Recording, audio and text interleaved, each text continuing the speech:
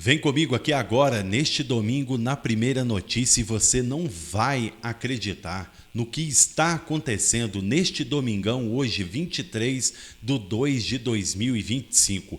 Nunes Marques divergiu de Alexandre de Moraes já em um julgamento dos atos do dia 8 sobre uma sentença de 17 anos. Temos aqui informações de que ministros da corte estão insatisfeitos após isso daqui, ó. A única coisa que eu peço para você é a sua atenção, o seu compartilhamento, porque o jornalismo independente aqui com o Fábio Alvarenga neste domingo é de credibilidade. Vamos lá. O que acontece? Uma informação, gente, acaba de vazar, ou melhor, pipocar. Magistrados do STF estão insatisfeitos com a decisão de Moraes de levar o julgamento do ex-presidente Bolsonaro para a primeira turma. O que acontece? Para esses magistrados, um caso de tamanha relevância deveria ser analisado em plenário virtual, que reúne todos os magistrados seguindo o mesmo critério adotado para os réus do 8 de janeiro, uma vez que nos Estados Unidos da América essas decisões da liberdade de expressão colocam em xeque as decisões de Moraes, porque lá, a mando da inteligência de Trump e a empresa Herb, uma determinação vem a público. Segundo a Folha de São Paulo, há um entendimento de que os magistrados de que um julgamento no plenário daria mais legitimidade ao veredito, evitando questionamentos da imprensa americana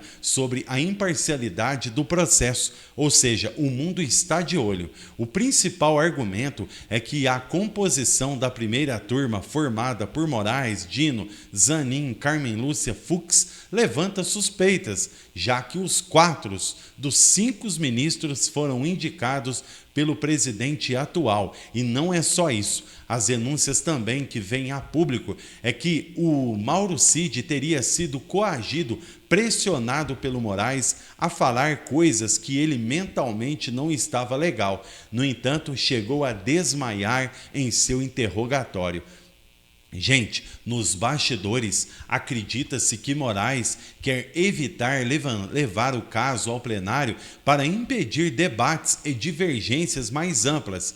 A presença dos ministros indicados por Bolsonaro, que é o André Mendonça e o Cássio Nunes Marques, segundo o jornal, poderia gerar resistência e exposição pública de discordâncias dentro da casa, dentro do Supremo Tribunal Federal.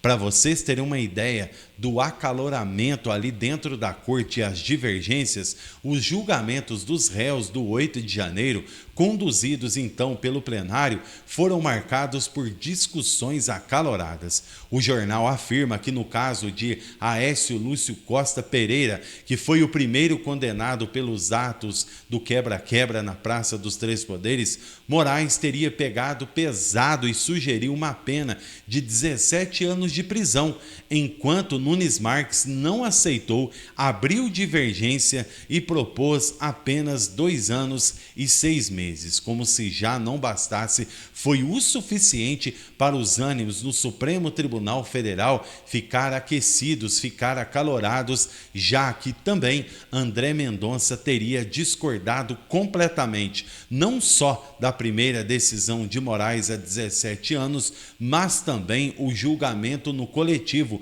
o que violaria o direito de ampla defesa individual de cada investigado. Por exemplo, um estava tirando foto, outro estava ali por curiosidades, outros até chegaram a entrar dentro do prédio sim, mas e os infiltrados do general Gonçalves Dias? Algo que está sendo colocado em divergência também é exatamente isso. O porquê que o general Gonçalves Dias sumiu, desapareceu e não está preso, já que aparece na frente das imagens de câmeras de segurança andando para lá e para cá, o mundo viu, tomando água mineral e com ele não aconteceu nada. Então, o que acontece? A condução do julgamento de Bolsonaro na primeira turma pode reforçar questionamentos de juízes de Suprema Corte de primeiro mundo que já alegam que Cid passou por uma espécie de tortura. Então, a pressão para que o caso seja levado ao plenário aumenta dentro do próprio STF, o que pode resultar em uma contestação formal e a escolha de Moraes pode ser negada e a delação do Cid, uma vez equivocada e pressionada por Moraes, pode ser também anulada. Então, meus irmãos, nós estamos aqui mostrando para vocês, já no domingão 23/2/2025, que as repercussões correm inclusive no domingo em todo o país, e coloca em xeque sim essas determinações do magistrado Moraes e o bater de frente de André Mendonça e Cássio Nunes Marques. Deputados de oposição e também analistas políticos estão observando atentamente a ação judicial iniciada pelas plataformas Humber e também outras redes sociais por decreto de Moraes. Nos Estados Unidos da América, a repercussão é negativa para o Brasil. O processo registrado em um tribunal da Flórida contesta a ordem, sim, de Moraes relacionadas a censuras pesadas de influenciadores no Brasil e também jornalistas independentes e comunicadores, que é o nosso caso.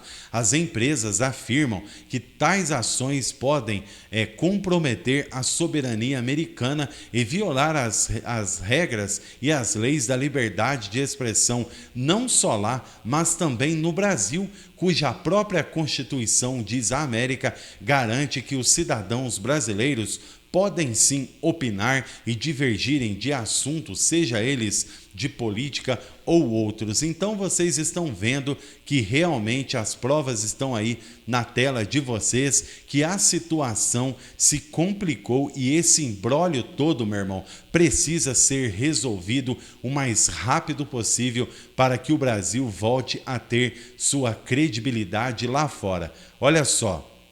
Ao portal Gazeta do Povo, o deputado Gustavo Gayer expressou otimismo com as iniciativas de Trump e Elon Musk, considerando-se-as como um farol de esperança ao Brasil e ao mundo sobre a liberdade.